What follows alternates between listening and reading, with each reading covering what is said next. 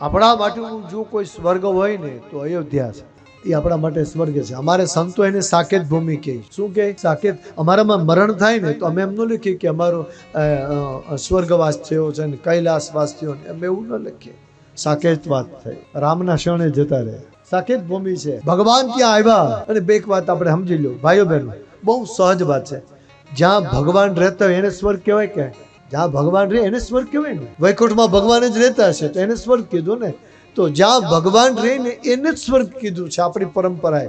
તો ભગવાન અયોધ્યામાં રહ્યા. ભગવાન અયોધ્યામાં આખું ઐશ્વર્ય લઈને આવ્યા. અયોધ્યાની ભૂમિને જ ભગવાને સ્વર્ગ બનાવી દીધી, સાકેત ભૂમિ.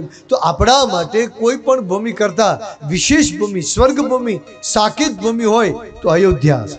એ ભગવાનની કૃપા હોય. અયોધ્યા જે આવો ને સમજવાનું. કોઈ કે અયોધ્યા ના ના, હું તો હરગમાં ગઈ હતી. સ્વર્ગમાં જે માની લેવાનું. સાકેત ભૂમિમાં ગયા હતા. સરજુમાં સ્નાન કરો એટલે સમજી લેવાનું કે અમે કૈલાસમાં માનસરોવરમાં સ્નાન કરી લીધું. સાહેબ, સરજુ મૈયામાં સ્નાન કરી લો. કૈલાસમાં સ્નાન કરવાનો મહિમા.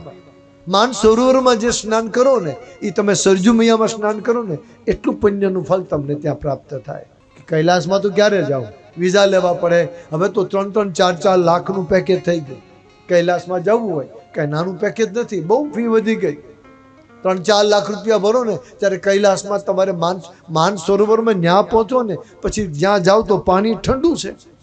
હાથ પગે નથી ધોઈ શકતા ઘણા, પણ ઓલું પાણી ત્યાંથી વહેતું વહેતું આવે તો સરજોમાં સ્નાન થઈ જાય. તો સાકેત ભૂમિ છે આપણા માટે. આપણા માટેનું સ્વર્ગ છે.